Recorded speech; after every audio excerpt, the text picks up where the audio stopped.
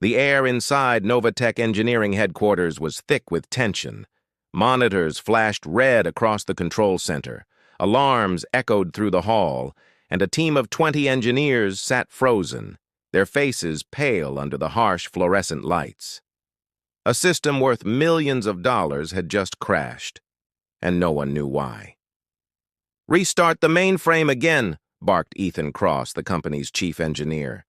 His voice cracked with frustration. "We can't afford another hour of downtime." Nothing.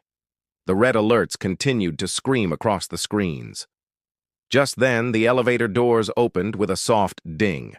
A tall, lean man in a faded delivery uniform stepped out, holding a stack of boxed lunches.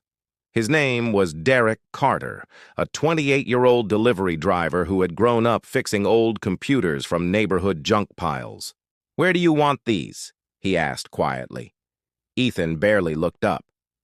"Over there," he said, waving dismissively. "And hurry up. We're in the middle of something you wouldn't understand." The other engineers laughed. One muttered under his breath, "Yeah, unless he can debug a $20 million AI network, he better stick to sandwiches." Derek smiled faintly, saying nothing. But as he set the boxes down, his eyes landed on one of the main screens. Lines of code flickered, patterns only a trained mind would recognize. "Excuse me," he said hesitantly, "but your data nodes are looping the same process. That's not a hardware failure, it's a cache recursion conflict." For a second, the room went silent. Then the laughter erupted again. "Did you hear that?" Ethan said, smirking. "The delivery guy thinks he's an engineer." "Hey, man," another said mockingly, "maybe after you deliver lunch, you can design our next AI." But Derek didn't flinch. He looked straight at the flashing error code and calmly added, "If you reset the secondary server before clearing the memory buffer, it'll keep crashing no matter how many times you reboot." Ethan rolled his eyes. "All right, genius. Since you seem to know better than 20 trained professionals, why don't you fix it?" "Fine," Derek said softly, walking toward the main terminal. "But when it works, remember this moment." Ethan crossed his arms, ready to be entertained. Everyone watched as Derek leaned over the console, typed a few short commands, and pressed enter. For 10 seconds, nothing happened. Then the red screens began turning green one by one. The alarms stopped. The data flow resumed. Complete silence filled the room. In less than 2 minutes, the entire system was back online. Ethan's smirk faded. "What? What did you just do?" "I just cleared your recursion buffer and stabilized your data queue," Derek replied. "You were restarting the wrong process." The engineers looked at each other in disbelief.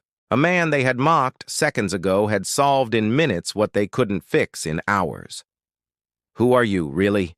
asked one of them, his voice trembling. "Just a delivery driver," Derek said with a faint smile. "But I used to study computer engineering, until life got in the way." He turned to leave, but Ethan's pride wouldn't let him stay silent. "Wait, did you even see that error so fast?" Derek stopped at the door. "Because I've made that same mistake before. Only difference is, I learned from it." He walked out, leaving 20 stunned engineers in silence.